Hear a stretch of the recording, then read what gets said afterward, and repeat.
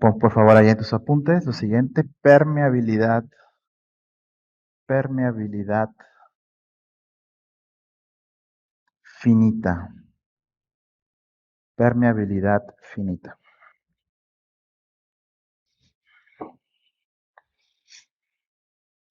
¿A qué nos referimos con este término de permeabilidad?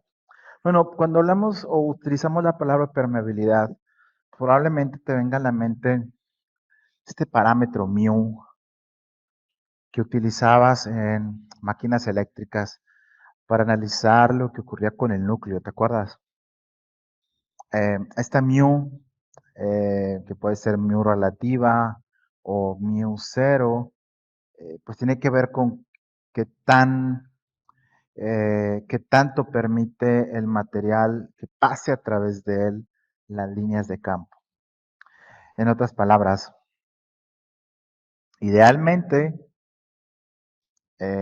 hemos hasta el momento partido del supuesto que una línea de flujo magnético pues logra pasar a través del material, dar la vuelta, inducir acá energía, pero sin tener ninguna pérdida. Es decir, la línea de flujo magnético es como si pasara sin ningún tipo de problema a través de todo el material. En la práctica, esto no es así. En la práctica, el núcleo, aunque sí facilita mucho la conducción o la propagación del campo magnético, sí tiene una cierta oposición, por lo que el término permeabilidad finita se refiere a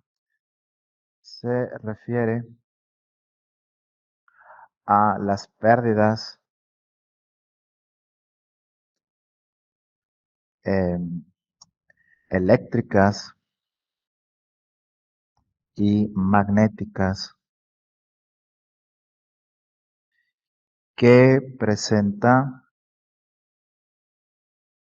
el material ferromagnético del núcleo.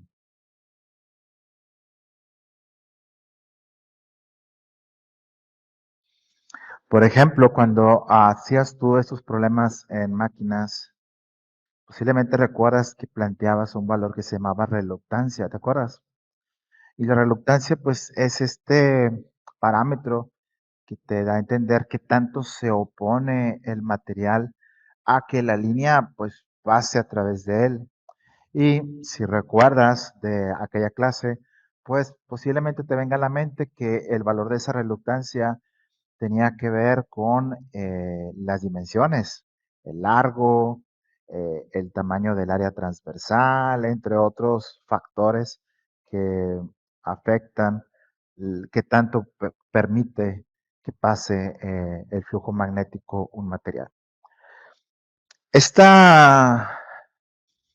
fenómeno de la permeabilidad finita y las pérdidas eléctricas y magnéticas que se presentan en el material se aproximan en el diagrama de un transformador, se aproximan con un arreglo en el devanado del primario.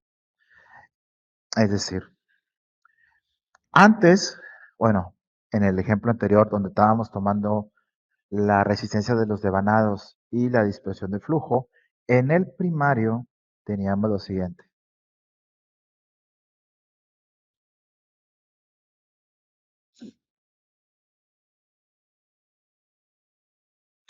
R1, XL1, V1, y ya aquí lo colocamos al primario, ¿verdad?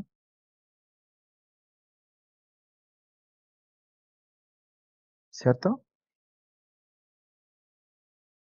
Bien, eso vamos a dejarlo ya atrás. ¿Por qué? Ya no estamos pensando en un transformador ideal. Entonces es momento de tomar en cuenta también este efecto de la permeabilidad finita. Y esto nos cambia de nuevo la forma como hay que hacer el análisis, porque en esta parte del primario, voy a borrar esto, lo puse para orientarnos a qué parte del circuito estamos hablando, para aproximar estos fenómenos se utiliza lo siguiente.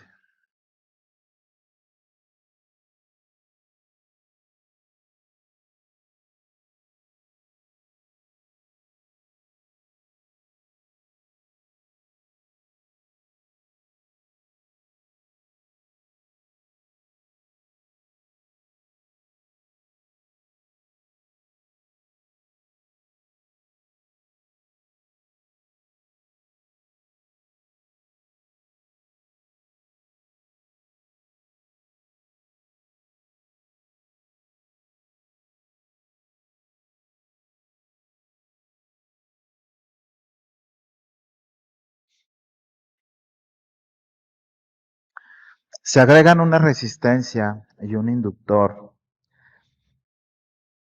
en paralelo con los devanados, donde aparece una resistencia que vamos a identificar con la letra RC en el primario, por eso voy a poner un 1, RC en el primario, y con una XM en este inductor.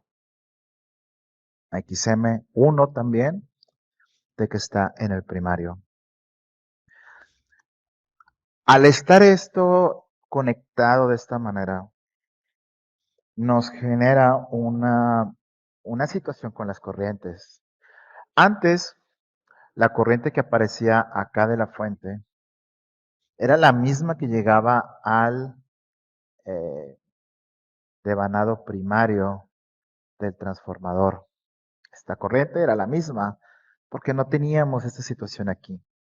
Pero ahora, al agregar esta resistencia y este inductor, pues esta corriente, que ahora vamos a llamar la I, vamos a ponerle aquí I1, esta I1, va a llegar a este nodo y se va a dividir en dos corrientes, ¿verdad? Se va a dividir en dos corrientes. La corriente que llega al devanado del primario, vamos a identificarla como IP. IP, corriente que entra, realmente pasa a través del devanado del primario. Esta es la corriente que me entrega la fuente, pero hay una parte de esta corriente y uno que se queda aquí, que se queda en este elemento, que es una pérdida, es el efecto de la pérdida por meabilidad finita. Y esta corriente se representa como I-Fi. I-Fi. I-Fi se le llama corriente de excitación. I-Fi, voy a ponerlo acá. I-Fi,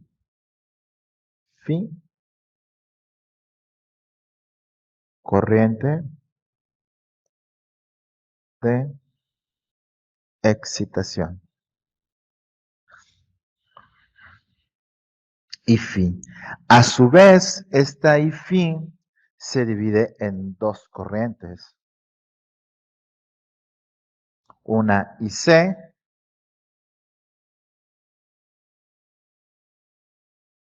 y en una IM. IC y IM.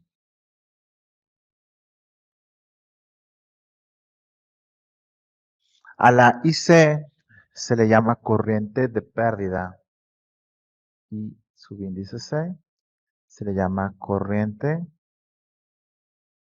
de pérdida. Y a la IM se le llama corriente de magnetización. Magnetización.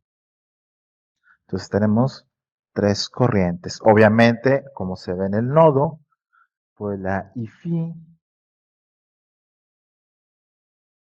es realmente la suma de estas dos corrientes.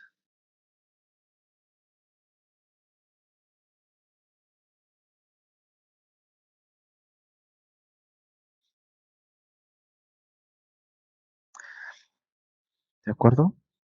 La corriente de excitación y phi, pues es la corriente que consume el núcleo del transformador,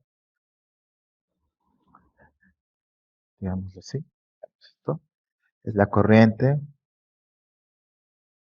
¿Sí alcanza a ver? Sí, ¿verdad? Todavía. Es la corriente que consume el núcleo del transformador.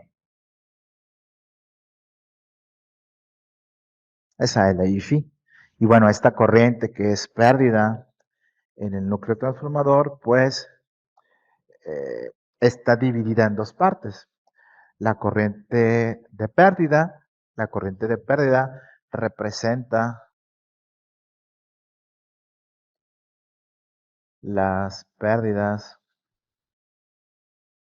por corrientes parásitas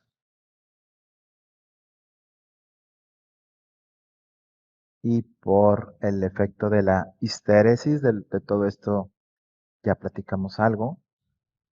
Estos dos efectos están representados en la IC y la corriente de magnetización, de igual forma,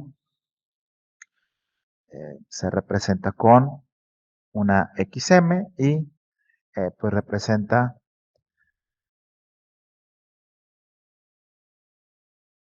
las pérdidas por la saturación de la curva de magnetización.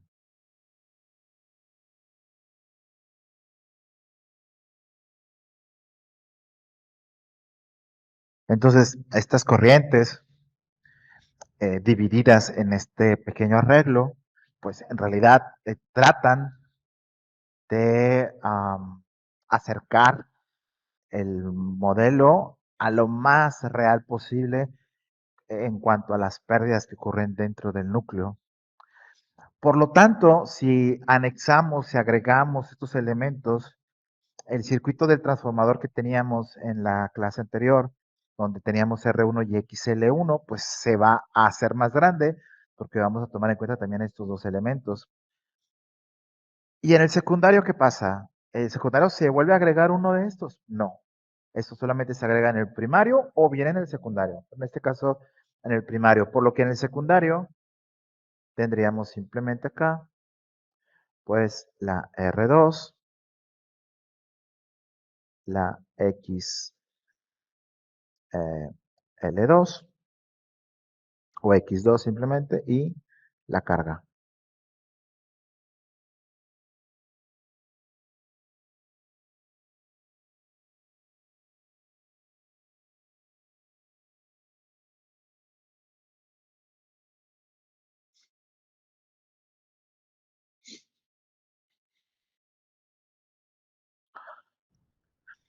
El voltaje inducido E2 aparecería aquí. Te espero a que lo copies. El circuito es importante.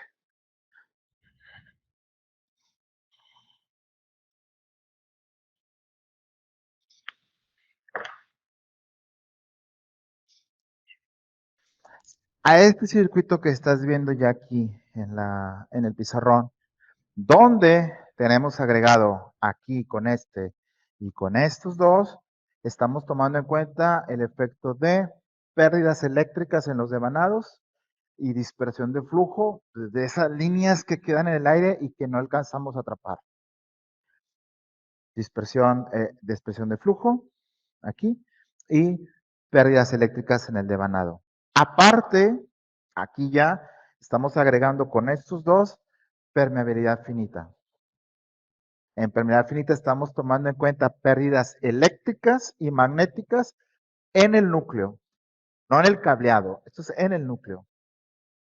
Entonces, ya juntando todos estos efectos, ya tenemos lo que se conoce como el circuito equivalente o circuito exacto del transformador.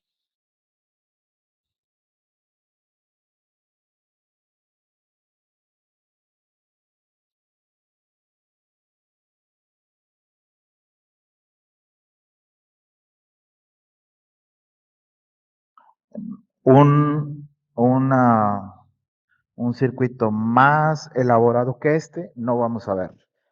Ese es el circuito más completo para representar el transformador que vamos a contemplar en el curso, porque este ya tiene todos los efectos, ya no tiene restricciones. Lo que está en el símbolo, que ahora sí estoy representando como un símbolo del transformador, esto que está aquí en el centro, que no había utilizado hasta ahora, ¿sí? Que es un devanado, un embobinado de un lado, un embobinado del otro y dos líneas paralelas en el centro. ¿Sí? Ese es el símbolo del transformador ideal. Este símbolo eléctrico representa un transformador ideal.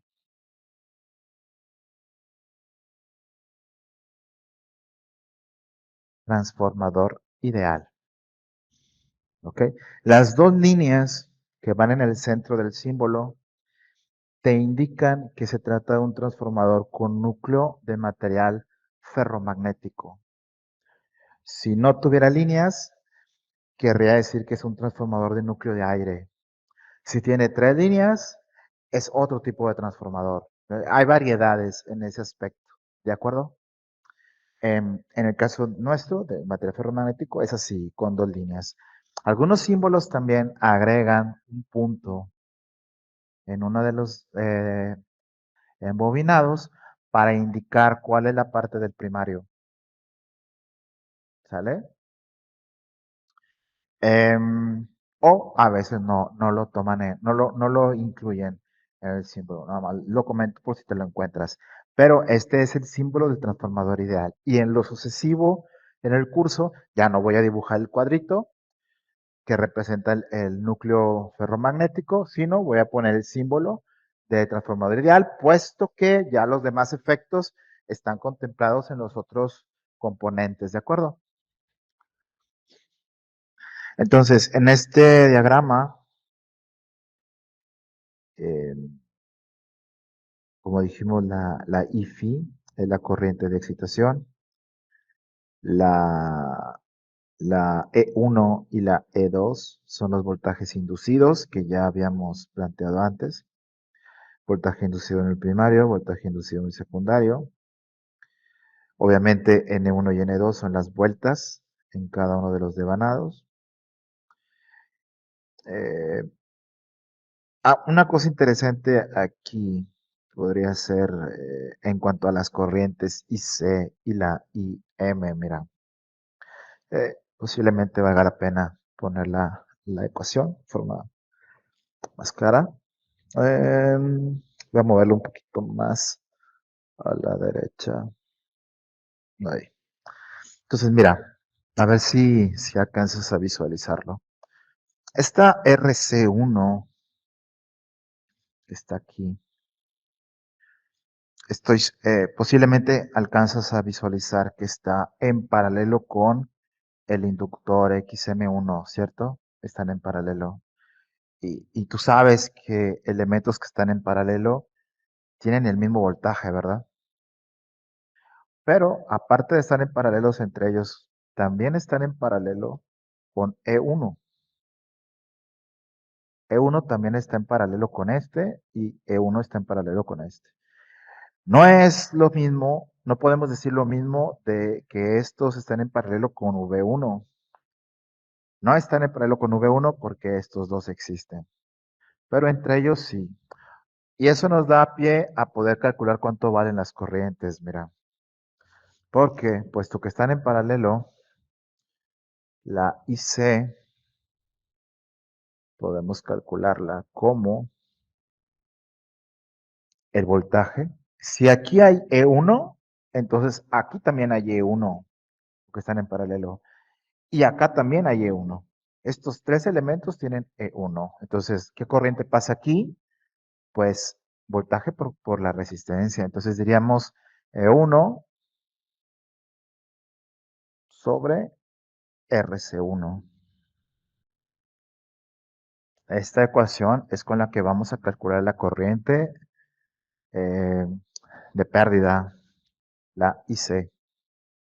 Y la IM, la corriente de magnetización, de forma similar a la que pasa acá, la IM la podemos calcular con E1, pero sobre JXM1.